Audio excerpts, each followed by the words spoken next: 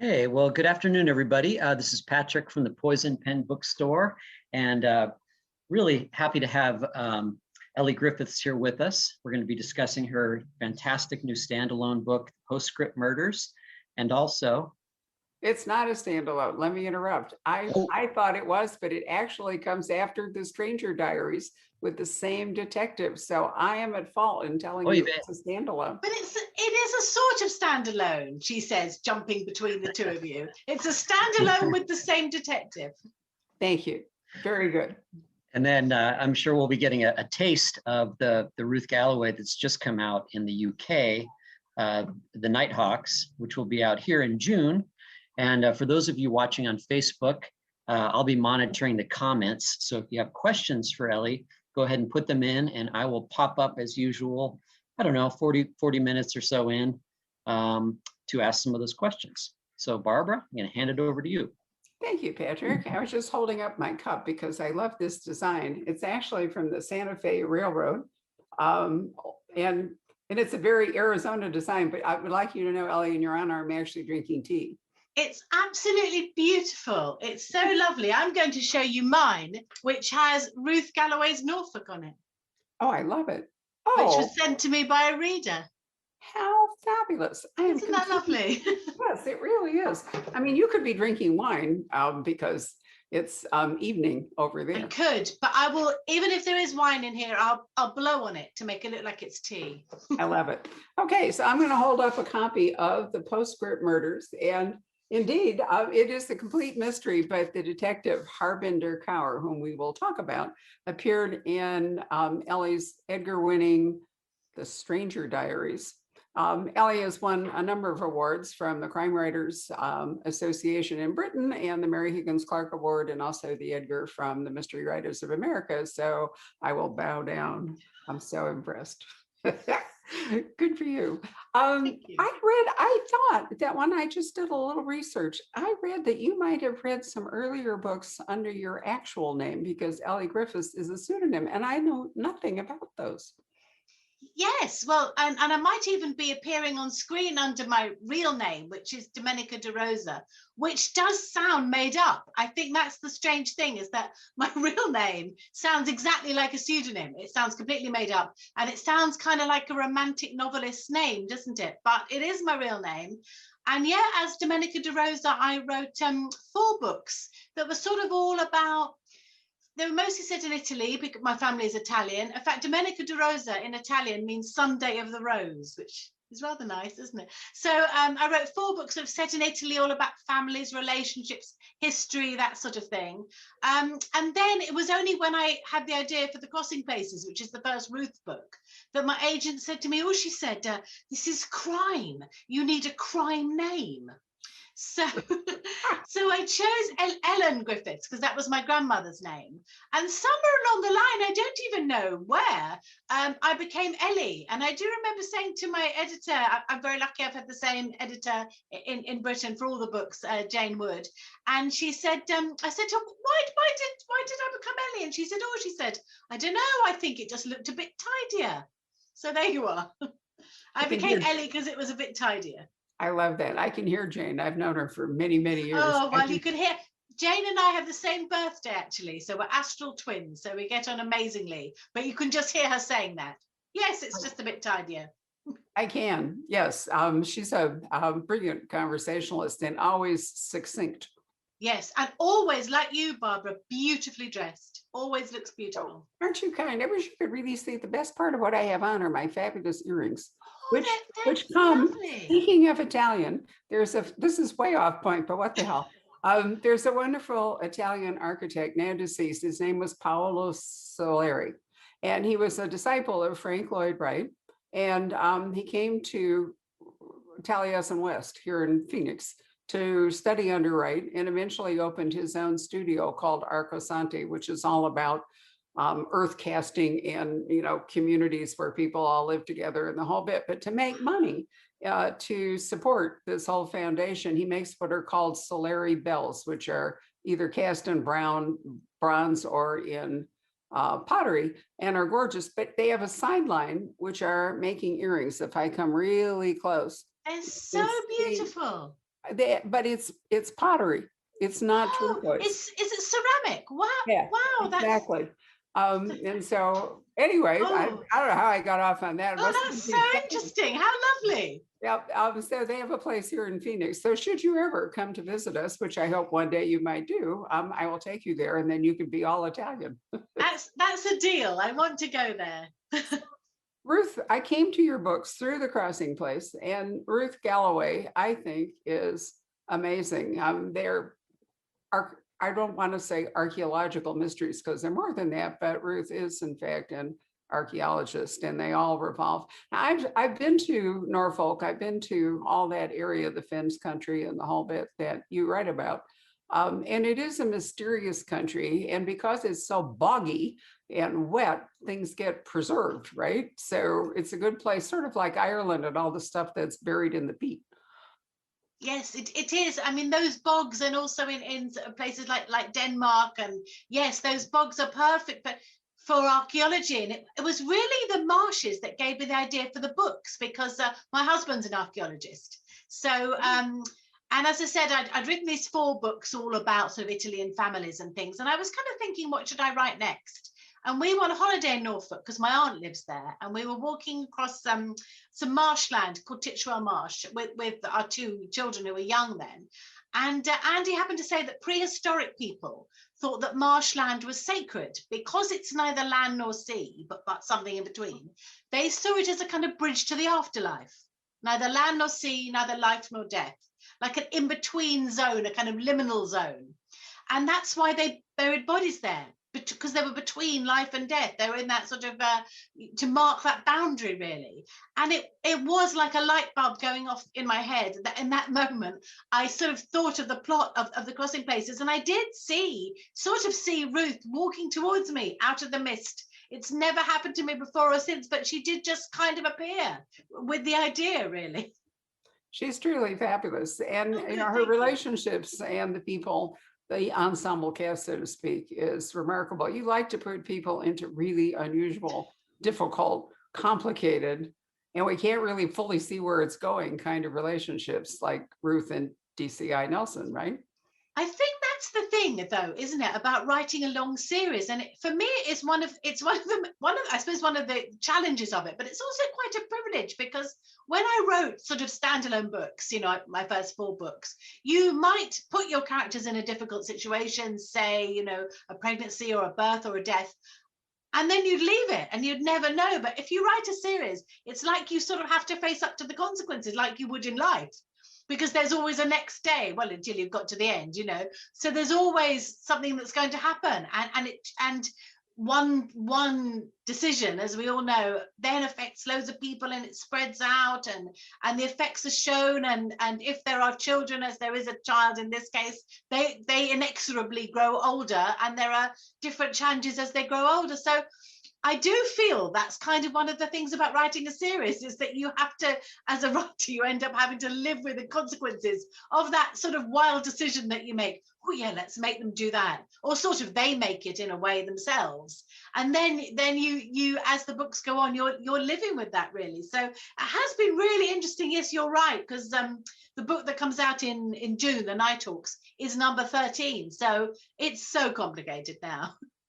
I'll bet it is. I'm waiting for my British copy to arrive, and because I always steal one and read it first before we sell them out to customers. So I can hardly wait to see. Oh, thank you.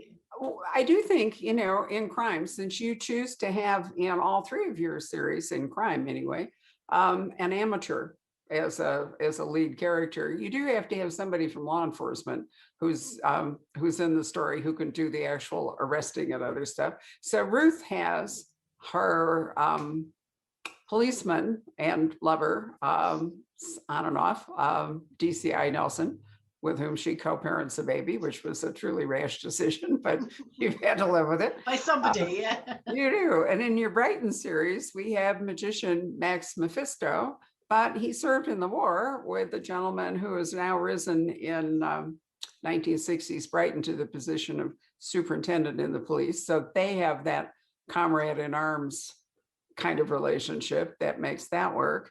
And in the books we're going to talk about in a minute, DC Is she DI? Is she a detective? She's DI. No, she's still DS now. That's what I thought. All right. Yeah. Heartbender Kaur, who is from India. She's gay. She's single. Still lives with her parents in the flat upstairs, the family shop. But I want to go back and talk to you for a minute because the couple of things that I love, well, many things I love about your writing, but two of them really stand out. I'm not actually a fan of present tense narration, but you make it work. That seems to be your natural voice. But the other thing you do, which again, I don't see all that often, but is amazing the way you do it, is that you write in third person omniscient. And for anybody who's wondering what that is, I looked it up just to make sure that I could say it correctly. All right, so does the narrator tell the story from only one perspective or from multiple perspectives? Answer for Elly, definitely multiple perspectives, which I like. Does anything happen in the story the narrator doesn't know about? If the narrator knows everything that happens, clearly it's omniscient. Once again, Elly. Does the narrator's voice change from character to character, or does it remain the same? If the narrator uses language and tone in describing the story with all the characters that's similar, then again, it's likely to be omniscient. So do you think that part of your special niche and success comes from the fact that you write in the present tense and third person omniscient? I know it's a complicated thing, but you do have a really distinctive voice. It is complicated, isn't it? And I teach creative writing, and sometimes it is quite hard to see it in your own writing. You know, I'm busy saying to them, you know, I suppose I would think that the voice that I use is kind of, as you said, it's close third person. So it's third person. So it's not I, although in the Stranger Diaries it's first person, but it's mainly third person. But you always see everything through the character's eyes. And in the new one, in the Postscript Murders, I really enjoyed having 4 such different characters and seeing, you know, they have a chapter each. I've never done that as structure before. So they each have a different chapter and sort of seeing things through their eyes and sometimes seeing the same event through different eyes. I did really enjoy that, I have to say. And it was, but it is also a challenge, isn't it, when you're writing a crime novel? Because, you know, you have to drop in the clues, and it's whether they notice the clues. So I did find it quite challenging. It was, and the present tense is a funny one, isn't it? Because as I was saying at the start of our conversation, that I wrote those sort of books, I suppose you might call them women's fiction, as Domenica De Rosa. And it's quite common in that genre to have the present tense. And I think I did in a few of them. And so I just naturally carried it on with the crossing places. But it is actually quite unusual in crime fiction, isn't it? And you can, in some ways it really works because the reader experiences everything the same time as the characters. So there's a lot of tension. But in other ways, it can be quite challenging. It really can. Well, I certainly see your point about having to hide clues so that, you know, if it's all out there, they don't notice them, which you do extremely well. But one of the things I like about it a lot is the fact that you get to make you made wonderful comments that are kind of asides and often quite, I mean, you have a very humorous, but the humor doesn't lie so much in the mystery as it does in the comments that you make or have the characters make. I noted one because I particularly like this, that to illustrate what we're talking about, I will just read aloud. It's about a character who grew up and, to his parents' surprise, not only became a priest, or wanted to become a priest, and ended up becoming a monk. He attended a private Catholic school where he was usually known as Hugo's brother. The only truly memorable thing that he ever did was to announce age 18 he wanted to become a priest. His parents, who were Catholic in the stubborn way some old recusant English families are, sticking to their faith all through the Reformation, never expected any of their children to take it this far. They clearly found it embarrassing and rather self-indulgent, in the same way that you don't expect your gymnastics-loving daughter to join a circus. I mean, that's so wonderful. And you couldn't do that if you were not writing in that omniscient voice.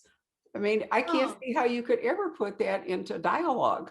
You know, it needs to be something that we share as an overall presentation, but I can't see how the characters could say that to each other. You're exactly right. You are right, Barbara. It was so lovely that you pulled that bit out, though, because I did quite like that bit myself.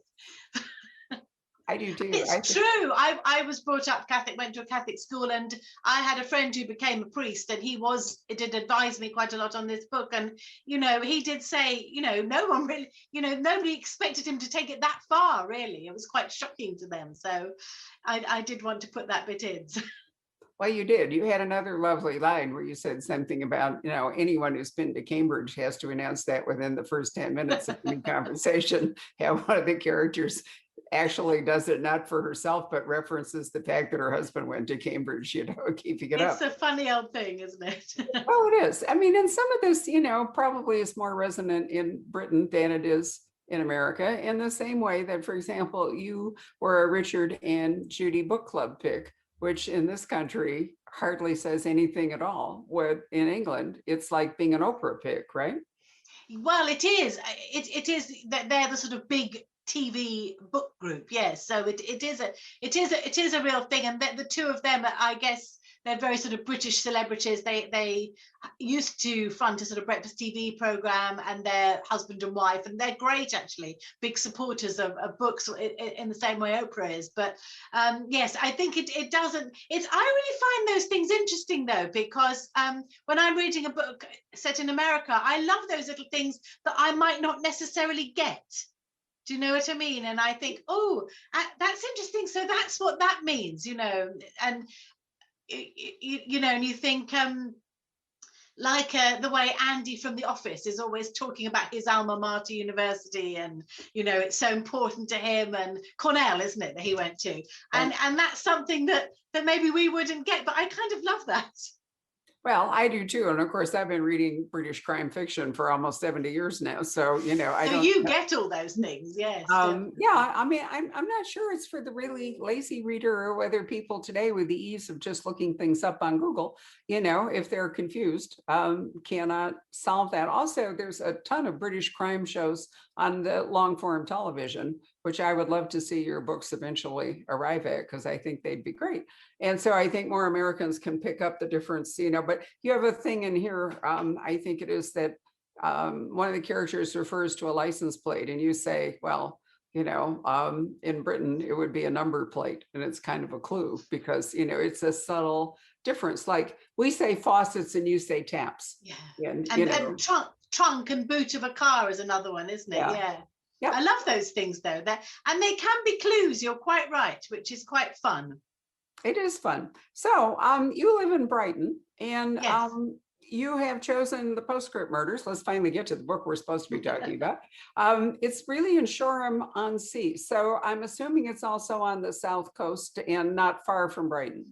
Yes, Shoreham is just a little bit along the coast from me. So I live just outside Brighton, Saltdean, but on the other side of Brighton, if you just travel along the coast, there's Shoreham it's one of those sort of retirement-y places. It's really lovely, but it's also quite industrial. There's a power station there, and it's a big port. So there's a lot going on, which is quite useful for a crime writer, I think, to have a place that all sorts of things are going on at the same time. It's also near some very beautiful country, and I teach creative writing at a college really near there, near Chichester, called West Dean, which, Barbara, when you next come to England, you've got to visit, because it's the most amazing place, because it's a sort of stately home that was once owned by a man called Edward James, who was very into surrealist art. So it's a British old stately home full of weird surreal art. It's the strangest thing. And I teach, if you can't teach creative writing in a place like that, where can you teach it? So that really was the basis for the school in the Stranger Diaries, which was the standalone before this standalone. So the Postscript Murders is in that world. It's in that part of the country, a port that there's some very run down areas and some smart areas, and near some lovely bits of the country, but also rather handily for my characters, also really does have an airport, so they can travel around quite quickly. Which is how they get to Aberdeen, which is important, or at least some people do in the story, the Granite City, which is, way up at the other end of. Yes. They have a road trip, which I always like. Yes, the road trip was absolutely wonderful. The cat's behaving very well, by the way, and makes a nice contrast, the black on the white chair. Yes, he's very beautiful, isn't he, Gus? Yes, So, yep. so he's looking away from us now. He's fed up with us. Very handsome. In fact, Peter Lepsey for a little while lived in Chichester, which is, he was from Bath, and I can't remember where he lives now. But anyway, yes, I've been there, and I do think it's a beautiful part of the country. But Shoreham-on-Sea seems to have some elements of what we here call Sun City West, which is basically, retirement homes. And you call them carers, and we call them nurses, and you have a warden, and I'm not sure what we would call the person in charge. But basically, this begins when Peggy Smith, who's managed to get to 90, is found dead in her armchair and looking out at the beautiful view of the sea in her apartment in a care home. And the carer who finds her, Natalia, I'm sorry, do I have that right, Natalia? Yeah, Natalka, yes, yeah. Natalka, thank you, it's Ukrainian, not Russian, suspects that she just is uneasy about it at the very beginning. Although Peggy had, she's 90, so dying in your sleep could happen to anybody. But Peggy had an unusual sideline, it would appear. Although I think at the end, and I don't want to give anything away, you hint that maybe she had a much bigger sideline than any of us ever knew, which I liked a lot. But anyway, so tell us what happens. Peggy is found murdered, and where do we go? Or found in her chair. Where do we go from here? Peggy's found in her chair. She has a retirement apartment on the seafront in Seaford. And as you say, she's found dead in her chair. And people think that's very sad, but maybe not entirely to be unexpected. She had a bad heart. She was 90. Her carer, Natalka, comes, finds her body. And then later on, she's asked by the family to clear the room. And she thinks it's a little bit, they say, box up all her books as if they're not worth anything, which Natalka slightly finds a little annoying. But when she starts to put Peggy's books in boxes, she finds that there are lots of crime novels, which is not necessarily suspicious. But then she sees that a lot of them are dedicated to Peggy. And some of them in the acknowledgements say things like, thanks for the murders. And there's some books in particular that say P.S., see postscript, thanks for the murders. And then Natalka finds some business cards which have Peggy's name on, and underneath it says murder consultant. So she thinks then that she should go to the police, and she does go to the local police station where she meets Heartbender Kaur, who is the detective who was in the Stranger Diaries. And at first Heartbender's a little bit doubtful about whether there is anything to investigate, but she agrees to come to Peggy's funeral to keep an eye out. But the day of the funeral, someone bursts into Peggy's apartment with a gun. So we know that there is a mystery, and that the mystery involves the books. And eventually Natalka, together with Benedict, who owns the local coffee shop, the ex-monk, and Edwin, who is Peggy's neighbor, end up trying to investigate this murder themselves, which involves this road trip to Aberdeen. But before then, we have a best-selling author named Dex, who does a book signing in the area. He's down from London, and he stays on an extra night in order to attend a book signing. And the next morning, he's found shot to death. The fact that I know. And so that adds more weight to the idea that maybe Peggy was murdered. And then you have to ask yourself, is this a bibliomystery? Is this all about publishing? Because there's a lot in the story that would lead you to believe that, or is it going to be about something else, and the publishing is a red herring, as we say? I'm not going to give that away. But the fact that you worked in publishing obviously figures into this, because you know a lot about writers' conferences, bookseller events. And then, as you say, you take them on a road trip to Aberdeen, which is a pretty ambitious undertaking for some of the seniors involved. Have you been to Granite City? I have, yes. In fact, I went to a crime writing conference there. So I thought at the time that it's an amazing place, Scottish city. And I thought a little bit more unusual maybe than writing about Edinburgh or Glasgow. But it has these two sides to it. So it's called the Granite City, and it's made of this really sort of solid dour grey stone. But it's also known as the Silver City because in certain lights it really shines and it's very, very beautiful, and it's near beautiful bit of coastline. So I thought it would be a good place to set a story. And I really wanted to have a road trip. I love it when characters are sort of thrown together on a road trip. So in fact, Natalka, Benedict and Edwin go by car. And so they have one of those long road trips where they end up playing word games, and then they all get a bit fed up with each other. Then they all have a bit of a laugh, and then they stay the night at a slightly sinister sort of bed and breakfast on the way. And all those things happen that happen on road trips. So I wanted to sort of get all that into it, really. And I also wanted to, yes, as you say, I used to work in publishing. So, you know, I love publishing and I love books and book people. And funny enough, well, as you know, crime writers are terribly sort of friendly, aren't they? And clubbable and enjoy events. You just have to go to BoucherCon or any sort of publishing event to see. We just love a party. And I think it is maybe because we get out a lot of the nastier side of our nature in our books. You know, you get these amazingly big crime writers, you know, like so Paretsky or McDermott or Ian Rankin, and they're so lovely and charming to sort of lesser writers and newbies, and you do have these lovely events. So I'm feel pretty bad that I've killed off a few people at one of these events. Obviously nobody based on anyone in real life. But yes, so they go on this road trip up to Aberdeen, where there is another murder. And so then Heartbender has to fly up and try and sort out the murder. So I must admit, I did really enjoy that aspect of it. And I did enjoy the fact that some of the clues might well be embedded in the books, or they might not be, as you say. Or they might not be. Well, it's certainly true. The crime writers congregate in the bar. If that's the place, you know, if you want to really have a good time at any mystery convention, you definitely want to spend time after you do, hours. and it's always sort of, you know, everybody sort of milling together, and readers and writers. And I suppose this book is really about readers as much as it's about writers, because a lot of the clues you get from reading, and Peggy, who, even though she dies quite early on, is a main character. A lot of the things she knows, the characters keep saying things like, well, how did Peggy know that? Did she go there? Was she a spy? Was this? But it's all really, a lot of it is just because she read a lot of books. Very true.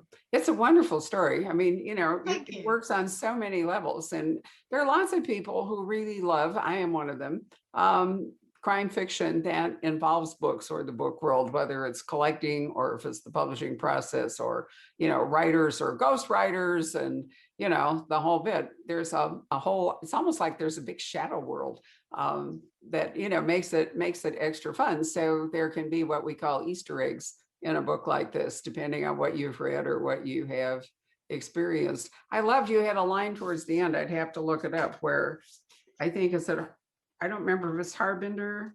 One of them anyway settles down with a book when it's over, thinking that will be fun.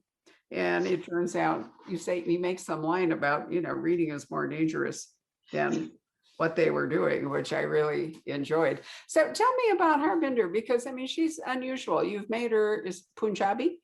Yeah, Punjabi Sikh, yes. Right. Although she was, when I'm trying to remember, was she born in the UK or did she come as a child? She was born here, but her parents are sort of first generation immigrants, so she's second generation. Yes, so Heartbender is, she says in the first chapter or second chapter of this book, she awards herself a gold star for being the best gay Sikh detective in Sussex. Right. And then she thinks, oh, actually, I am the only gay Sikh detective in Sussex. So she's a fun character to write about. She does have this background, which I think makes her feel a bit of an outsider sometimes in her own town where she's always lived. She lives at home with her parents, who don't, seem not to know that she's gay. So she lives with them, but actually she gets on very, very well with them. And I wanted to make that part of the story, really, that she gets on very, very well with them and loves them very much, and they love her. But she's also quite a spiky character, and I really enjoyed that because she has a particularly spiky relationship with her work partner Neil, and sometimes she can only put up with him by imagining that he's a little furry animal. So I did quite enjoy writing those bits, I have to say. I thought the bits with Neil were great. And there again, only if you were writing in your third person omniscient voice could you possibly have Neil make a remark, and then you have him like fluffing his tail or scarfing a nut or something, you know, Yes, which yes. again is not Twisting his whiskers possible. or something. Yeah, I mean, you can only do that in the style you're right. And it works really well in the Ruth Galloway books too. You know, you get an opportunity to tell us things that we wouldn't know. I did want to ask you, why did you decide to set the Brighton mysteries in the 1960s? Because these other two books or two series, Heartbender and Ruth, are current, but Well, Max Mephisto is not. really, that was because of my granddad. So my granddad was a musical comedian. I suppose vaudeville. Would you say vaudeville? Vaudeville musical variety, I guess you'd call it here. And that was his life. So and he brought my mum up. She was. She was brought up just by her dad, and they had this life where they just traveled around going to a different theatre every week. And I really wanted to write about that time and that world, really. And he was a lovely man, my granddad, and he died when I was about 15. I was really close to him. In fact, on my notice board, I'm going to get it for you, because it just stares at me every day. Is a picture of him. So that's him. Oh, look And at him. He was Very called Dennis. attractive. Yeah. He was very dashing. He was called Dennis Laws, and he was he was in the First World War. He was a pilot in the First World War. Went all through the First World War, and then afterwards he said to my mum, after everything I'd seen in the war, there was only one job I could do, and that's to become a comedian. And that's what he did. He became a comedian. It was sort of mildly famous, I guess, between the wars. But when he died, he left me his playbills, and I wish I had one of those to show you, because there are names on them. They're things like Lou Lenny and her unrideable mule. And you think, what's that? You know, who's that? Another one is Ray Deeney, the gay deceiver. And I don't know who he was or who he was deceiving. So when I wrote the Brighton Mysteries, as they're called now, they used to be called the Magic Men, I wanted to write about that world, really, that sort of vanishing world. So they start in 1950. But also the character of Max Mephisto, who's a magician, is based a little bit on a real life magician who was called Jasper Maskelyne, who in the Second World War, he was asked by Churchill to do that, to get together a group of magicians and to use stage magic in the war effort. So to use things like camouflage, sleight of hand. And so they were called the Magic Gang. I've called them the Magic Men in the book. But so there was a sort of a kernel of real truth in that. So that's why I wanted to set them in that era. And I have to say as well, my goodness, it's so much fun as a break to write about a time with, you know, no mobile phones, no DNA, you know, people saying things like, oh, what happened to old Ray Deeney? I don't know. Whereas, of course, now we'd be Googling him. So it is really nice to write about that world. And I've just finished one, I think, that comes out maybe early next year in the US, called The Midnight Hour. And, you know, characters say, oh, I tried to ring you, but you don't have a telephone. You know, it's a different world, isn't it? And I do enjoy that. I can certainly see that. I mean, it's a lot harder to do things with the technology. We've been watching a British crime series called Scott and Bailey, set in Manchester. And there's one moment in which Jill, the head of their unit, brigade, whatever she calls it, has to overcome the idea that a serial killer locked up in Cambridgeshire somewhere, might be innocent in favor of he's acquired a copycat or worked out something with a copycat killer in order to get himself out of prison. And the way she stands there and directs what they have to do is just mind-boggling. You know, they have to track his phone. They have to, you know, I mean, it's just phenomenal that she keeps all this in her head. And it's so technological, even though really the solutions do depend on character and reading of character or actions. Nonetheless, what the police in Britain, particularly with all your CCTV and everything, can deploy, and, you know, reading through phone records, people are trying to erase their tweets or erase their phones, you know, but tech services brings it back. And then you can say, you never knew him, but you had 9 conversations on this mobile number, you know. So whatever. they know where you were, don't they, as well? Yeah. I mean, the only safe thing if you're going out to commit a crime, which the people who stormed our Capitol here in January found out, is leave your phone at home. Because if it's with you, you know, there's an absolute complete ability to trace where you are and when you were there. Yes. So, you know, and I think, why is it that people are so wedded to their phones they can't even imagine going to participate in a riot and take their phone with them? I mean, you might as well just hold up your hand and say, here I am. Anyway, I can certainly see the appeal of 1960s. But are you going to keep up? I mean, I would hate it if you didn't keep writing, Ruth, and you really liked the Brighton mysteries. And now you've had 2 wonderful books with Heartbender. How do you keep up that kind of a schedule? Well, I'm writing 2 books a year at the moment. I've done that for the last few years. So it's a Ruth every year, and then it's a standalone. Though, as you pointed out, they're not exactly standalones because they do have a continuing character, or a Brighton mystery. There will be a few more Ruths, definitely. So I've just finished number 13, which is the Nighthawks, the one that comes out in June. And I'm writing the next one now, which is number 14. So there will be a few more. I mean, I feel like I'm sort of almost getting to end game now, but there will be some more. And there will definitely be some more Brighton men, but maybe in the future I'll just write 1 book a year. I can't see myself ever stopping, but maybe I might stop writing 2 books a year. Also, I publish a children's series, which isn't published in the States, which is a murder mystery for kids. Called A Girl Called Justice. So this year there'll be 3 in the UK. There'll be 3 Elly Griffiths books. You can't get away from, you know, like they say, you're never more than a few yards from a rat. You're never more than a few yards from an Elly Griffiths book. Wow. Well, I admire your energy. I wish I could tap into it. That would be wonderful. And I certainly You have a lot of energy. Well, I do, but nonetheless, that's a lot. But on the other hand, I do have to say that I do think there are series that need to come to a natural end.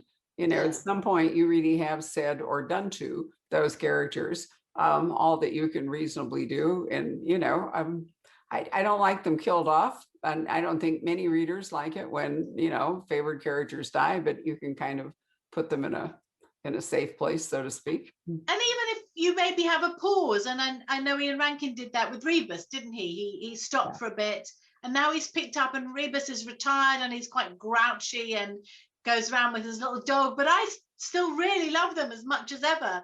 They seem to have, you know, a whole new energy, a whole different energy. But I think he sort of stopped and stepped back for a while, and now is writing them again. His little dog Brillo, that's right. Yeah, he has to bring other characters forward in the same way that Michael Connelly has, because they aged both their policemen in real time and, you know, aged them out.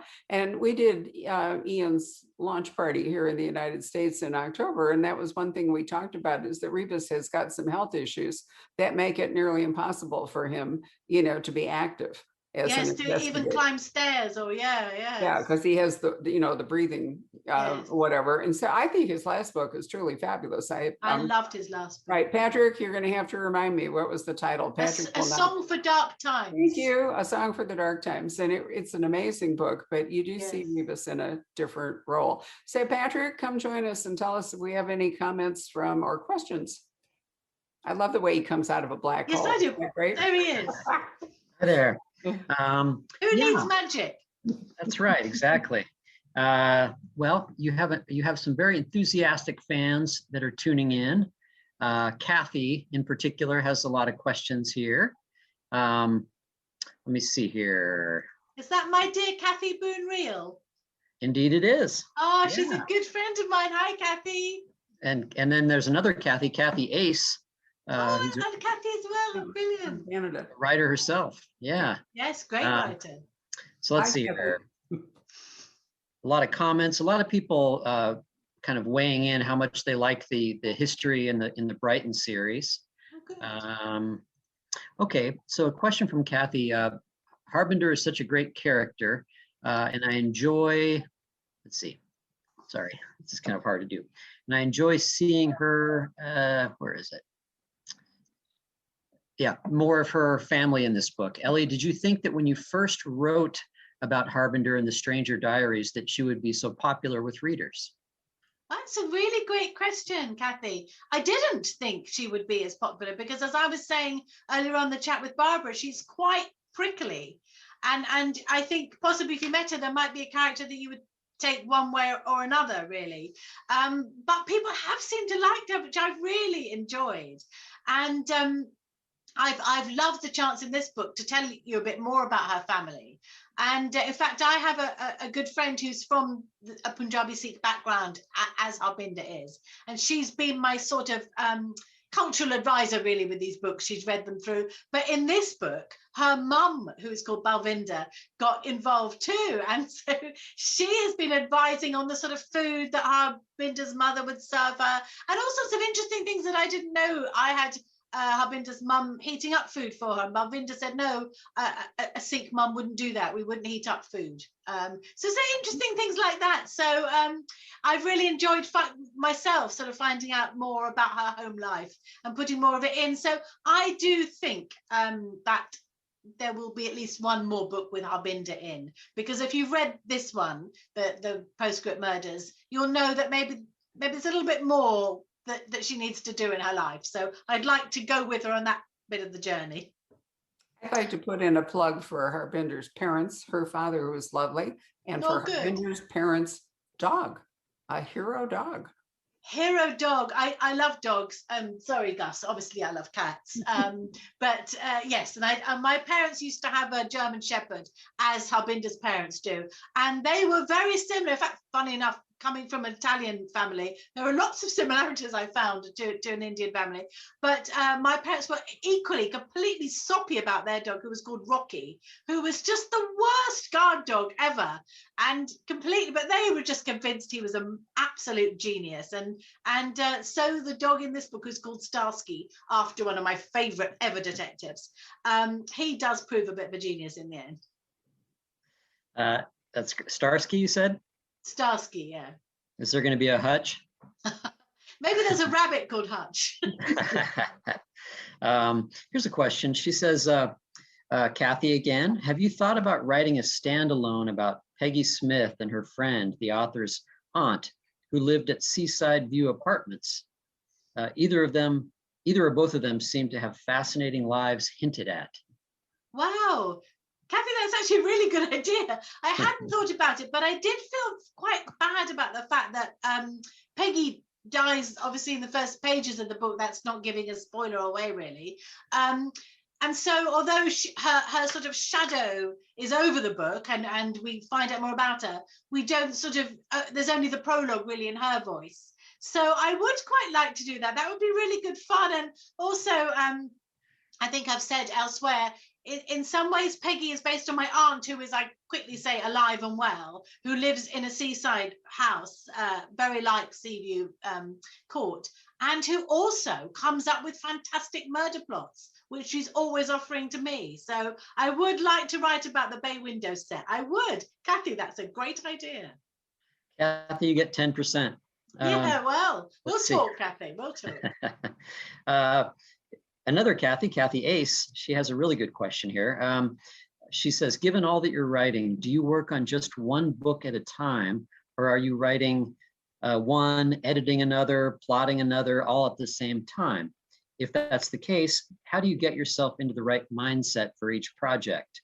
Is there a particular music or place, or is it just being a pro? Oh, thank you, Kathy, and I love your books too. That's a really good question. I find that I can only write one book at a time. Like, I can only be in one world at a time. So I'm either on the Norfolk, marshland with Ruth, or I'm in by the sea with Harbinder, or in 50s London with Max. So I can only be one place at a time to actually write it. But I do manage to, I have found that I'm able to write one book and edit another book at the same time, because that seems to be a different part of your brain, doesn't it? So there's the creating part, and then there's a sort of editing, tidying up part.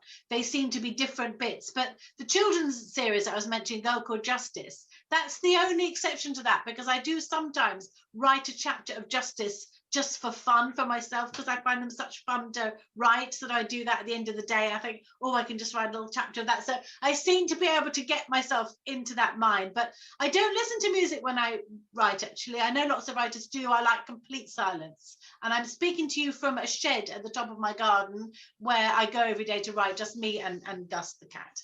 It's just the two of us sitting here working away. Obviously, he's working very hard. There's an interesting question here, and I kind of lost it, but I know the gist of it. So let me paraphrase. And Barbara, you can weigh in too on this. You were talking a little bit earlier about different covers, designs, and things in different countries, and how they have different strategies for the artwork on the books, and also about the language. With British idioms and things like that, which might not be as familiar to an American reader, and vice versa. Is there pressure the question is something about, is there pressure to have a more universal language that, I hope not. Barbara, don't you agree as an American reader, we like unfamiliar language or idiomatic language that makes us curious, It seems like a universal, bland, worldwide language. How boring would that be? I think you lose the flavor. I think Absolutely. you would definitely lose the flavor of each country and language. I was a French major in college and I studied a lot of languages, and idioms don't translate, not exactly. And you wouldn't want to lose that. But I also think that crime fiction readers in part read because they want to learn. I have preferred it over all other genres. I'm actually a romance reader, a biography reader, Jane Austen, Georgette Hare, all of that. Love Georgette. And I love action adventure books, I just adore them. But in the end, crime fiction, if the author is doing a good job, and authors who succeed at crime fiction have to do that, it's like a lifelong learning experience. I have a head full of completely useless knowledge that I have acquired it. And occasionally it does come in useful. So I think curiosity is a big motivating factor for crime fiction fans. And therefore the challenge of figuring out, we call it a cell phone, they call it a mobile, but you should be able to work out what it is. And I absolutely agree, and it's part of the sort of fabric of the books, isn't it? In fact, some of my writers are favorite writers, whether crime otherwise, are American writers, Alison Lurie, Anne Tyler. I remember as a child reading and being absolutely, still one of the books that affected me the most was To Kill a Mockingbird. But I didn't know what bangs were. I didn't know what a union suit was. I didn't know any of the things, but it was fine. It was part of the book. I was absolutely, in that world, and I wouldn't have wanted that to be translated. And I'm very lucky in that my American publishers, HMH, and my American editor Naomi is who's wonderful, is completely, she would never dream of saying, oh, you've got to say it's a trunk, not a boot, because she knows, I think it's all part of the book. My books wouldn't be, I think they're very British in their sensibility in some ways, and I think they would be very different if they weren't. But it's true, isn't it? And I don't know about you guys, but I've become, particularly during lockdown, obsessed with quite a lot of sort of European TV. So do you get Call My Agent there? Loved it. It is my favorite of the things. Me too. And I just now, delusionally, I'm afraid, well, you do speak French, Barbara, but I haven't done it at school. But zut alors, now I think I can speak French just because I watch Call My Agent. But wouldn't it be awful if that was translated? It's so much nicer to hear them say French things, and isn't it lovely? Well, it also broadens your perspective on the world. When you're reading, when I was a kid reading books, if there's a word I didn't understand, which is all the time, you become curious and you say, oh, that's interesting. I want to learn more about that. Yes, and I love, as Barbara says, I love learning. I've got a good friend, Leslie Thompson, who's, don't know if you've read her books, but I think you'd love them, Barbara. It's about a cleaner, actually, who solves crimes, called Stella Darnell. And she set one in Kew Gardens. Yeah. And I learned so much about plants, but I loved that. I loved learning in those books. Hilariously, there are two books that have come out in the next, one just is out, one's coming out. Both the murders are set in botanical gardens. One in Italy and one in Sheffield, England, interestingly enough. And I thought to myself, I wonder if that's partly pandemic inspired, by the fact that maybe we're out in gardens. We have a brilliant botanical garden here called, oddly enough, the Desert Botanical Garden. But what a great place to discover a body. I wonder if that is because lockdown and we're all much more into our gardens. I know I am than I. It's just used to be a sort of grassy bit that was out there, and now we're quite obsessed with it. How fascinating! Patrick. I have Carol asks, I have a non-Kathy question. Carol asks, any TV adaptations in the future for any of your work? Oh, thank you, Carol, for asking that. Well, a TV company does have an option on the Ruth books, and so it could happen. I'm only just sort of sounding a bit downbeat about it because this has happened to me 3 times before, that 3 different companies have taken an option out and been very enthusiastic and have sort of talked about, how early days, and they're like, oh, we'll have this, we'll have that, we'll have, we'll have Christopher Eccleston, we'll have all these names get thrown around, and then it hasn't happened, but it could still happen. And actually, there's been quite a lot of TV interest in the Postscript Murders, which is interesting. And I wonder if it's because it has this cast of characters who are quite differing in age. You go from the sort of from Natalka, who's I think sort of early 30s, and Benedict to 80-year-old. Edwin and the other sort of cast of characters in between. So I wonder if that's why. But yeah, so there has been some TV interest, and there is a TV company which has an option on the Ruth book. So it could happen. And part of me would love that because, well, partly because I'd sell more books, but part of me would be really intrigued by it. But part of me also, you sort of think a little bit that the pictures are better in your head. I don't know. But yeah, we'll see. It could still happen. Well, the Ruth books are so atmospheric, and I was thinking there are at least 2 TV crime series set in Wales, and I think that's in part because of the rich atmospherics in Wales, the landscapes and so forth, and certainly Vera up in Northumberland, up Tyneside is tremendously that way. So I mean, it seems to me that frankly, all of Cambridgeshire and the Marshes is well overdue for television. Yeah, no, it really I is. agree with you. In fact, I've always thought that a Welsh actress, Ruth Jones, would be a good Ruth, actually. For me, she looks a little bit like Ruth, so I'd be prepared to make Ruth Welsh. But yes, it has to be in Norfolk. No, she doesn't need to be Welsh. She's, No, she doesn't. No, she doesn't. Oh, it's great where it is. Patrick, carry on. We have another casting recommendation, which is a good one. Mary Ann says Clive Owen as Nelson. Ooh. That's an interesting idea. I like that. Yeah, that's a good one. Me too. Yeah, because Nelson that would be in many ways trickier, to play Nelson and play him sympathetically than it would be Ruth. Yes, it would. And he's I've got a good friend, American friend actually, Lynn, and she thinks that he should be played by Brendan Coyle, who is the actor who plays Bates in Downton Abbey. All right. And I can sort of see that as well, though with no disrespect to Brendan, I wonder if he's now a little older than, well, obviously we're all a little older than we were at the beginning, but yes, I think it is almost more difficult to cast Nelson or Cathbad, the Druid character. Carol suggests Robson Green. Ooh, people are coming up with good people. Yeah. He's been very interesting in the Grantchester series. Although I actually hated the way they got rid of the original priest, the original will of the Grantchester thing. Gosh, well, I'm not even going to go into that, but I was really seriously annoyed. Carry on, Patrick. Yeah, this is a question about the young adult series that Justice Jones, Kathy says, reading these books takes me back to the thrill I felt as a young girl reading mysteries for the first time. And the setting of the 1930s is great, with the dependence, and this is the important part for me, with the dependence upon sleuthing and not technology. Question, with 2 out now in this series, what are your thoughts about the future of those books?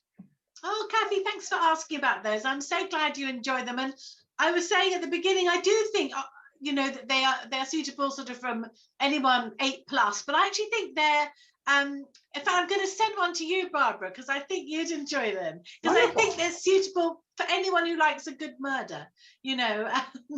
And they're set in the 1930s, boarding school, so you have that kind of locked room feeling, and justice has to solve the case within the school. And there's a new one out this year called The Ghost in the Garden. They're not, I'm afraid to say, published in the US yet, but they are out here and in a few other European countries. So it's happening slowly for justice. But in a way, I mentioned my granddad. Justice is kind of based on my mum, which is one reason why I love writing them. I remember Val McDermott sitting me down in the garden of St. Hilda's College, Oxford, and telling me about the chalet school. Chalet school, yes. Which I had never heard of, you know, and then I thought, wow, how have I missed that? Well, funnily enough, when we talked about I used to work in publishing, I used to work at HarperCollins, I edited some Chalet school books. Yeah. Did you really? Oh. Yeah.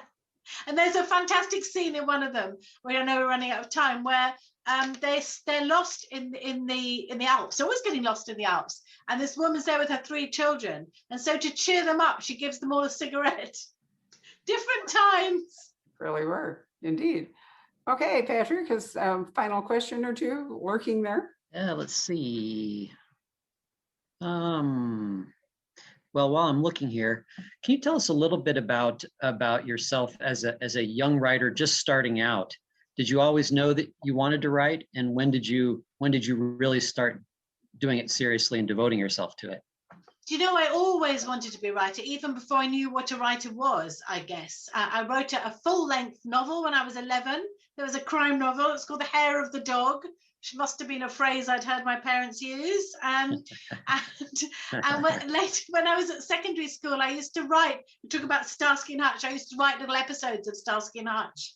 Fan fiction, I guess you'd call them. So I did always want to be a writer, and I kind of did the right things. I read English at university, then I went to work I went to work for a library first, then in publishing. And in a way, that sort of put me off writing. And then I wrote what became my first published book when I was on maternity leave, expecting my twins, who are now 22. So it must have been 23 years ago. But I did always want to write. It, just like a lot of people, took me quite a long time to get into print. Do you have any advice? 'Cause I'm sure we probably have some aspiring writers watching. Any advice for people starting out? Yeah, well, first thing I would say is to write, because that's how you learn, and that sounds a very simple thing to say, but don't, for example, feel you have to wait for inspiration. Start writing, I would say, and then inspiration will find you. Don't feel you have to research. Just start writing, and then if you need research, it'll come. And I would also say, sort of have faith in your own writing. And if you do send it to publishers and they turn it down, it's not really a rejection. Remember, it's always a business decision with publishers. And they only publish books to make money. That's why they do it. That's their job, you know. That's not wrong. That's their job. Venture capitalists. So if they turn you down, it's just because they don't feel at that moment they can make money. It's a commercial decision. So keep trying and have faith in yourself and keep writing. That's what I would say. Somebody said to me, a very good thing, Gus is bored with this, but somebody did say to me, you can fix a bad page, but you can't fix a blank page. And I've always remembered that. So put something on the page and then you can fix it if it's not right. That's great. Ian Rankin had some great advice, or he said that part of what keeps him going with his writing is that it enables him to answer questions that bother him, you know, in the world, you know, questions that, you know, through writing, he can address those questions. Wow. Pretty interesting. It is, and I think that might also be something that we like in crime fiction, that quite often does do that, doesn't it? Addresses those questions and issues. And well, it's also problem solving too, which I think, you know, sometimes we can't solve problems in our own lives, and it's satisfying to read about characters who manage to do that. Right. Yes, and there's resolution, isn't there? I think that's really true. So maybe as a final question, since Gus has stretched and has left the screen here, let's see here. A further question about Hair of the Dog, your early, what would it be called? Juvenilia? How do you say that word? Juvenilia? I'm not sure. Juvenilia, I don't know. Juvenilia. Your guess is as good as mine. What can you tell us about it? What? Wow. Well, it It's set in a village really near where I live now, actually, called Rottingdean, another place to visit if anyone comes to Sussex. And it's not a bad premise, actually, though I say so myself. It's about a group of young people who live in a village where nothing much happens. So they stage a fake murder to bring the press and the media to the village. But then, of course, the fake murder becomes a real murder. So, and one day I might even turn it into a short story or something, because I don't think it's a bad idea. Does the manuscript still exist? Not all of it. My mum had some of it, and when my mum died, I did find some of it in her papers. So I actually haven't got the end of it, and I've slightly forgotten who did it. But the beginning of it's there. Yeah, Exactly. You can I'll easily share it. fix that. Well, I just saw Gus go by with these. Yeah, he's tickets, just gone by, and he's now doing that thing of you can't see him, but he's staring at me, in the way that cats do, in that I want something way, and I'm going to just stare at you. But I'm ignoring him for now. No, he thinks your attention has been focused too long elsewhere. I think he does. So it's time to do that. Elly, this has really been just a delight. I'm so glad we got to talk about all of your books. So much fun. It really has. So we'll have to talk when another one comes out, or if there's somebody that you would enjoy talking to, since our schedule is endless. I know it. We had 2 pop-in events that came up today, one with Dean Koontz and one with Dennis Lehane. Wow. That's our life, So, oh my goodness. I know it is really fascinating. If there's somebody that you would enjoy talking to, whether in the US or the UK, just let me know, because we see. Thank you. Thank you so much. It's been so much fun, Barbara. Thanks for fitting me in. Gosh, when I hear the other people you're talking to, I feel very honored. Thank you. Oh, it's really been a pleasure. We really have been fans of your books from the beginning. We have brought in UK copies of all of your books, which we greatly appreciate. And we're waiting impatiently for Nighthawks, but again, it will come out in June here, so that'll be great. And the Postscript Murders is a Poison Pen. It's the March British Crime Club pick. And we sold out, so we reordered it, which is really good. Anyway, it's a fabulous book. I truly, truly loved it. So thank you for writing it. Thank you all for watching this. There will be a podcast made of this, and this video will stay forever on our Facebook video page. So recommend it to your friends. So enjoy the rest of your day. Have a great weekend. Bye. Thank you. Thanks for all your support. Thank you. Bye. Hello. We hope you're enjoying our programs and podcasts with authors. We'd like to expand them, and your help would be appreciated. Please make a donation at poisonedpenfoundation.org. 100% of the proceeds will go to help connect authors with readers in this difficult time. Thank you.